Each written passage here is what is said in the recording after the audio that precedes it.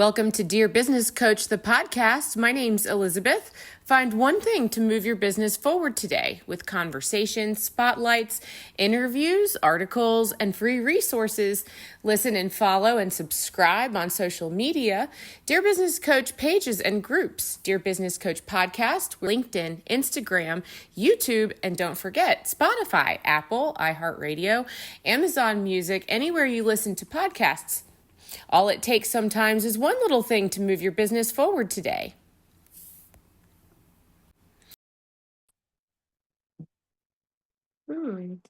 Talking? Did my button go? Yeah. Okay. Well, awesome. Yeah. So good morning. And Andrew Frazier, welcome to the Dear Business Coach podcast. How are you today? I'm excellent. I'm excellent. Thanks for having me on the show. Yeah. Well, what I want to learn a little bit from you today is, what can we highlight for you? And tell me a little bit about what's keeping you busy these days. Okay.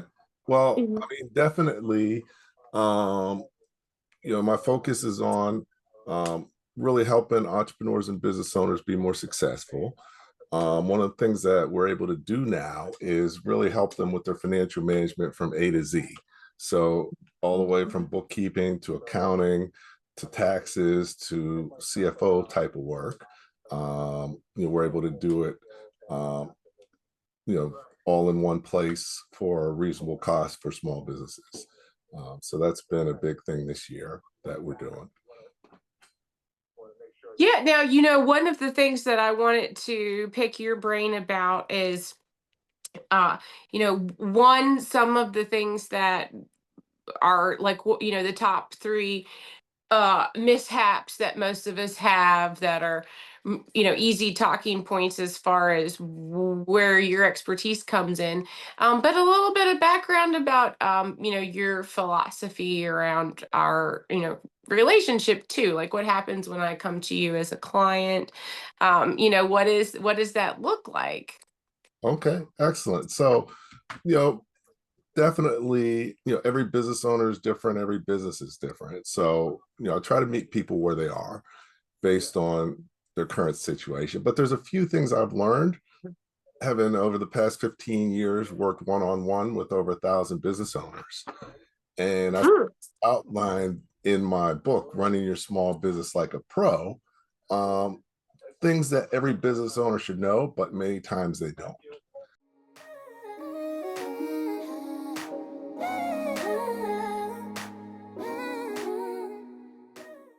Wow. So we are partnered.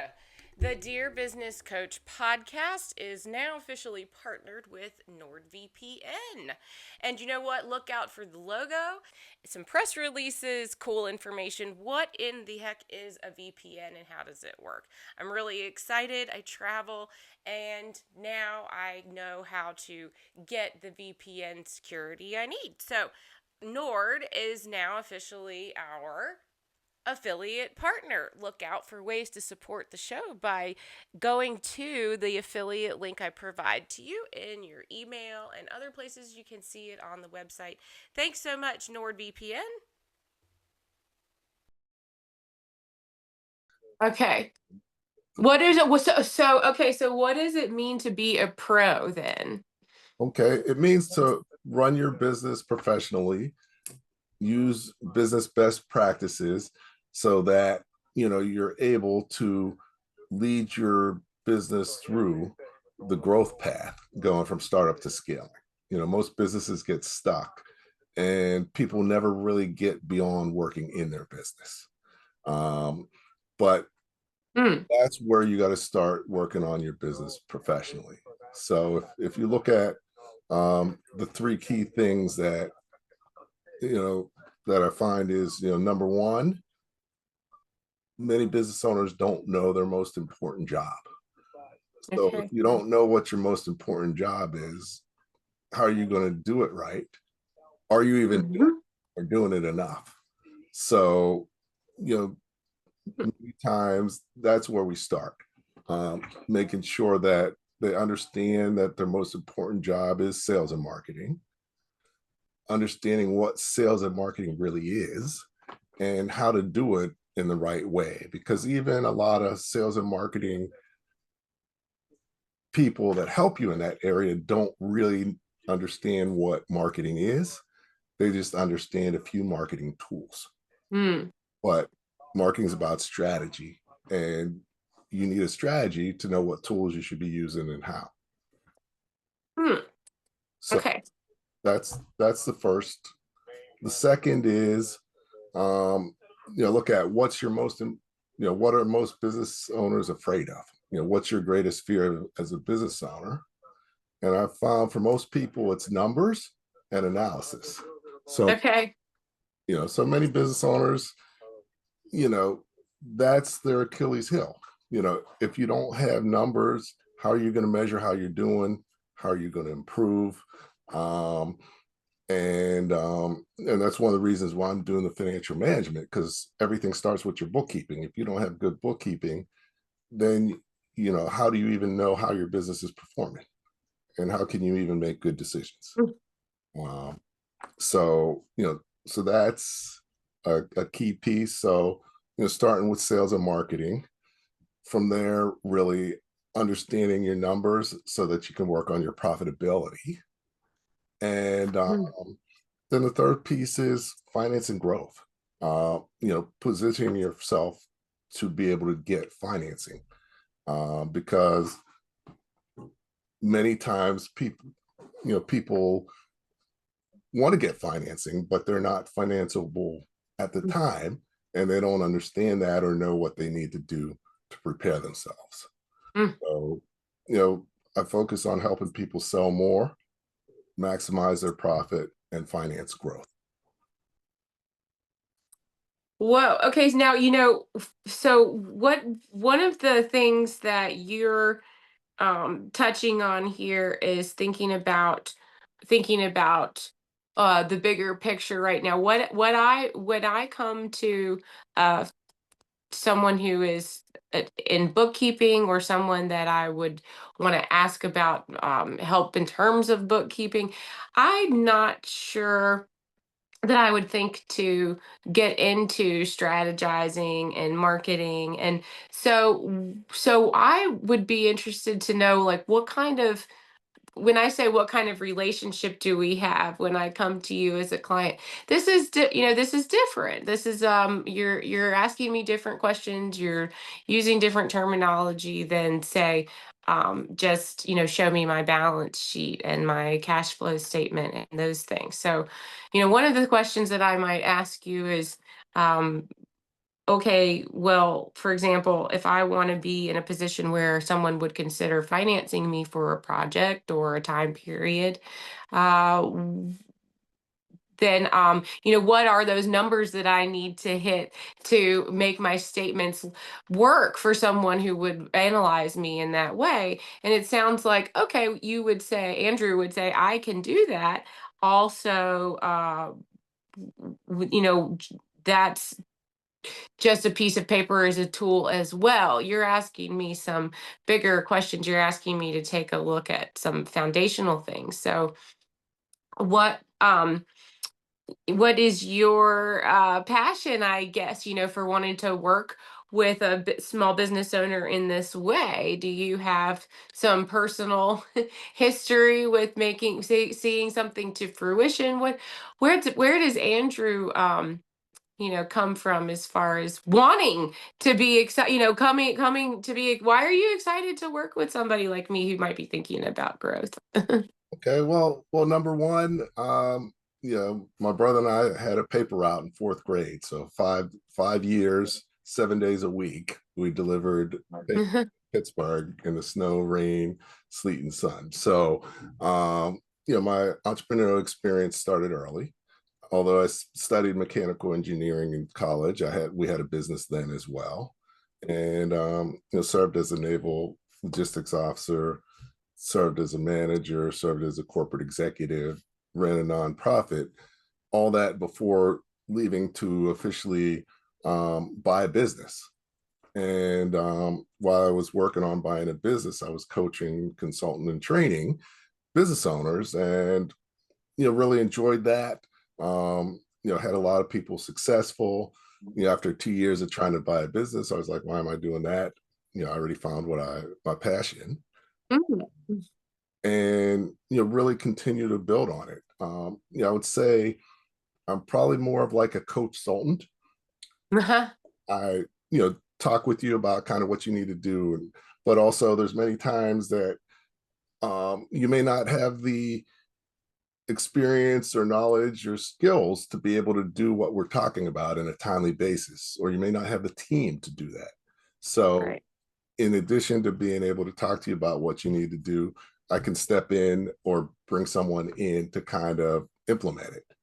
um, Hmm. so I think that's key. And I created what I call the masterpreneur playbook, and it's a framework that is 5 steps of how you take your business from startup to scale.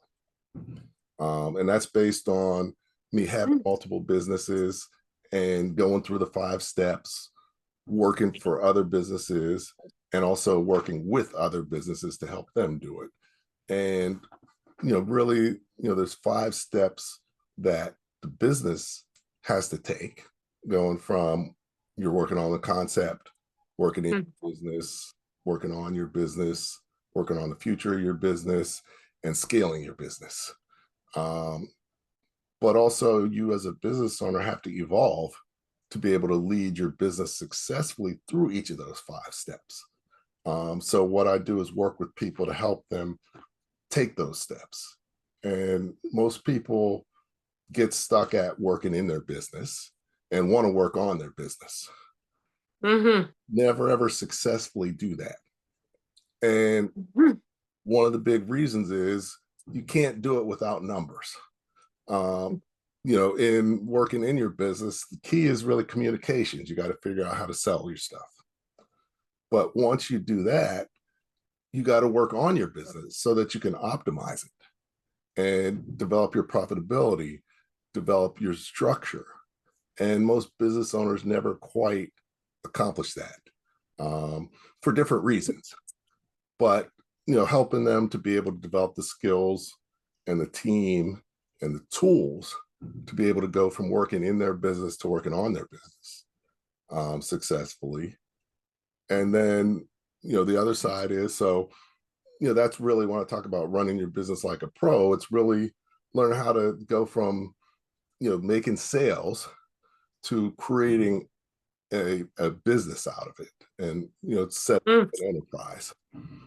um, and then the next piece is going from you know optimizing your business to scaling it, and how do you develop the strategy and actually scale it successfully. And one out of 1,000 businesses ever does that successfully. And probably maybe 5% of businesses ever work on their business successfully, which is step 3. So it's not an easy thing. But I focus on helping guide people through those 5 steps, um, based on where they are, and assess it in a holistic way, you know, whether it's marketing, sales, finance, HR, operations. Um, you have to have a holistic strategy, and you have to implement holistically. You can't just implement, you know, pieces of it and expect to get the end result that you want to have. So you have, I like the way that you took the time there to say the steps that the business has to take. And that paints a picture for me as well of having created something that I can step outside of and analyze it as, right, not steps that I have to take. Now it's a thing that has to develop on its own, and that might involve other people or other people's professional strategy help. And so you have a way to have these conversations. And so you have a the playbook, and that's the masterpreneur playbook, is that right? That's correct. And so what's the best way to get my hands on these tools right away? Where can I start looking and reading? Okay, definitely for the reading. All of my books are on Amazon in English and Spanish. And I also have my original book in on Audible as well. Um, but the best way to really see what we bring to the table is to our website, www.sbprou.com for Small Business Pro University. And and also on LinkedIn. Feel free to connect with me, Andrew Frazier, CFA. We put out a lot of great content for entrepreneurs and business owners that can be helpful as well. Yeah, okay, good. So thank you. So and I have your there's a the Small Business Pro University website, sbprou.com. And so I can there so I get to register right here. I can there's a conference in July, and is that something that I can look at right now as Yeah, well? yes. So definitely we have our annual Small Business Pro Power Conference this July in Newark City, Newark, New Jersey. So if Hmm. you're in the area, definitely welcome to come check us out. It's always a powerful experience. And we've got some great speakers, excellent networking opportunities, and access to valuable resources.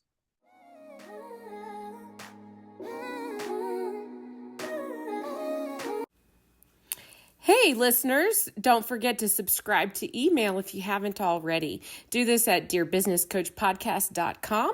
And if you are a new subscriber, look for the magazine coming up. You can get a free download as a new subscriber. That's dearbusinesscoachpodcast.com. Thanks so much, and I hope you're having a fantastic day. Remember, you are a superstar. Yeah, so well, okay, so sorry I got sidetracked, but you're what not exactly because your website is what I'm looking at. So that's what's on here right now. So that's awesome. Well, I actually okay, so I want to ask you about you being the numbers guy, right? When number two, so so earlier you took me through the three things that you want. You actually I asked you about three things, and then I you actually have I was asking you for examples, but no, you have three things. And so I could go through each one of these things with you for a couple minutes. And so for the first one, what you said, what's your most important job? And then you said sales and marketing is part of that, or that might be what we're talking about in this step. Correct. Correct. And so, tell me, in your experience, what are there kinds of businesses that are the sales is separate from the creation of the thing, and then there are certain businesses where the sales and meeting with the customers is part of it. So we might be talking about service versus product. Maybe that's one place to start in terms of when you have figured out how to sold a product, you might it feels like you could teach somebody else to do that, right? So you could, hey, say sell somebody this mattress set, and this is how we do that, and you can put somebody in a role. If you are a service provider or a creative person, maybe the sale and the process and the experience with the customer is attached to you personally as part of that experience. And maybe you can um uh maybe you can have a team where your services expand, but those are different types of growth strategies, would you say? Well, definitely, every business is different, and products. Your approach to products is going to be different than services, and Mhm. it also depends on the price range of things. A low price product, generally, you don't have to spend a lot of personal time selling and marketing because you're focused on the volume. But, Mm. if you're selling a product that's $1 million, then, there's a whole sales process that you have to have. It's not someone says, oh, I'll take one. It might, Mm. it might take, Right. um, and same with services. If you're, it's easy to sell someone, doing their taxes for Mm. because they know they need it and it's a one-time thing. But if you're going to coach someone for a year, then that's a whole different level of marketing and sales interaction for that to happen. So I sort of kind of customize it based on how people are working, but there's still best practices around it in terms of, you know, understanding who you're going to focus on selling it to, who you're targeting, in terms of developing your messaging, and in terms of developing a strategy around communicating your messaging to the right market. So, I sort of look at it, working on each of those things, as far as the marketing side. Hmm. Yeah, I mean, So I'm intrigued by this phrase. So I want to ask you again too. What's your most important job, right? So did you mean actually your most important job is to think about the sales and marketing? And that's like, I guess that's why I was asking you to differentiate if you had a perspective about products versus services, because I can go a couple different ways with that. Like, is my most important job perfecting the service and that delivery? That's part of the sales? Or is, my most important job focusing on the sale of the thing? It's already been created. I already have a product or a distribution. And so those feel like two different kinds of Well, strategies there. I would even start before that. Okay. Hmm. So, one, given that sales and marketing is your most important job, you should try and get better at it. Mm-mm. People are out there winging it. They're just selling and marketing, never learned how to do it, and not trying to learn how to do it better. Mm. They're getting that type of result. Mm. Number two, you have to do it often enough. So, I recommend at least 2 hours a day you need to spend doing sales and marketing, because most people don't spend that type of time doing sales and marketing, but it's so important. It's your number one important thing that's going to keep you in business. So, the first step is just learning what it really is and how to do it right, taking the time to do it, um, and then working you know on your strategy around it. But those two things can take you a long way. um, we can definitely, for every business, that's what you need. And then for other businesses, it's just a question of, you know, what nuances are, how are we going to adjust the strategy given your product business, service business, who your customer might be. But, everything starts with, understanding what you're trying to do and spending time doing it. Yeah. Well, that's a really, really, really excellent point. I do have some experience in sales, and maybe more so. So many hours when you are actually a person in the sales chair, inside or outside, um, and you are selling somebody else's service. I giggle when you say 2 hours, because it took me right back to what I we said. Doing something like that full time for somebody else is wild to think. Yeah, you have to. I mean, I work, if you have been in a sales position before, um, I didn't really think about before I was in it full time until I started watching my managers and watching them structure our sales team, that there is not really such thing as part-time salespeople.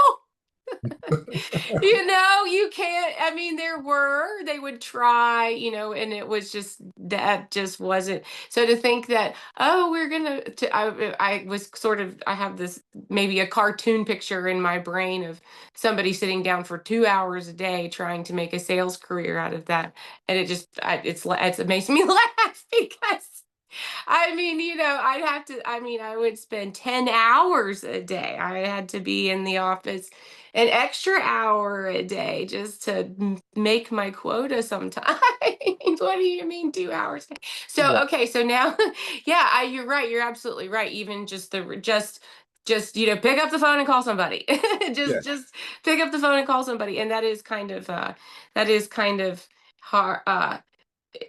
Try to tell somebody who works for themselves that that's what you're supposed to do. I mean, that's not, Yeah. Because it's I can't make you do that, and I'm the only one who can make me do that. So anyway, so I appreciate that. I appreciate the value in that. You're right. You have to just make yourself spend the time on doing the thing that it takes, and sometimes I need you to just tell me that. yeah. Well, so that was one of the items that we covered, and I know we only have a couple minutes left, which is why I actually wanted to talk to you a few minutes ago about where we can find you, and make sure that I remind myself and us about the website and your social. So LinkedIn is good for you, Andrew, as well as all of the resources on sbpru.com. So when I want to look at your books, I already see here again. Also, your books are in Spanish too. That's definitely worth saying. And so yeah, so the Masterpreneur Playbook, running your small business like a pro workbook, running your small business like a pro. Um, what made you pick out that title, like a pro? I'm sure you've gotten that question a couple of times. Um, well, I think, there's a lot of people out there who may be successful despite not necessarily doing everything the right way. And there's a lot of people out there helping people in different ways, but not really with a holistic perspective and not necessarily following business best practices. So it's really about, you know, turning, developing you into someone who can run your business professionally, so that you can create a business that can run without you and that can be scalable. Um, Mm, that's mm, why a lot of people get stuck, because they can only go as far as they're prepared to take it. So if they don't have the knowledge or the leadership skills, their business is going to get stuck somewhere. And that's where the professionalism needs to come in, so that they understand how to make it beyond different challenges that they're going to encounter, that they otherwise wouldn't. You can get away with, mm, having your books done when you're under $100,000 in sales. It's not good, but you can get away with it. But if you're at $1 million in sales, you got to have your books done. You got to have your accounting. You got to learn how to run your business by the numbers. mm, So, each stage, there's a different level of professionalism that you have to introduce to your organization for it to be able to continue to move forward, um, rather than get stuck, or even worse, blow yourself up. mhm, It's just as easy to go out of business by growing too fast as by not growing enough. So, and that's where setting up your business in the right way and preparing yourself and your team and how to run it is so important. So that's sort of where the pro comes in, the professionalism. And then the masterpreneur is the next level. So the pro is like really um, running your business professionally. And then the masterpreneur is really taking it to the next level and being a master at doing it so that you can scale your business. Well, so this is fantastic. Yeah. And the first interview is always the warm up. I hope we get to dive in again. I have my notes and I keep them. So I have more that I would like to get specific with you about. So, but for today, that's the interview. I thank you so much for your time, and I do mean that I'd like to talk again sometime. And you know what? Again, look out for the magazine article. So, and when this airs, of course, you'll have the clips online, and you can share the actual newsletter too. So those are available at dearbusinesscoachpodcast.com. Andrew Frazier, thank you so much for coming to the show, and I hope you have a fantastic day. Thanks, and you too. I appreciate being on. And Awesome. Anytime. Talk okay, soon. all right, thanks. Okay, bye. You've been listening to the Dear Business Coach podcast. My name's Elizabeth Walker, producer and host. Don't forget to subscribe to email. Thank you so much for being here, and find one thing today to move your business forward. Contact me at dearbusinesscoachpodcast@gmail.com. And as always, you are a superstar.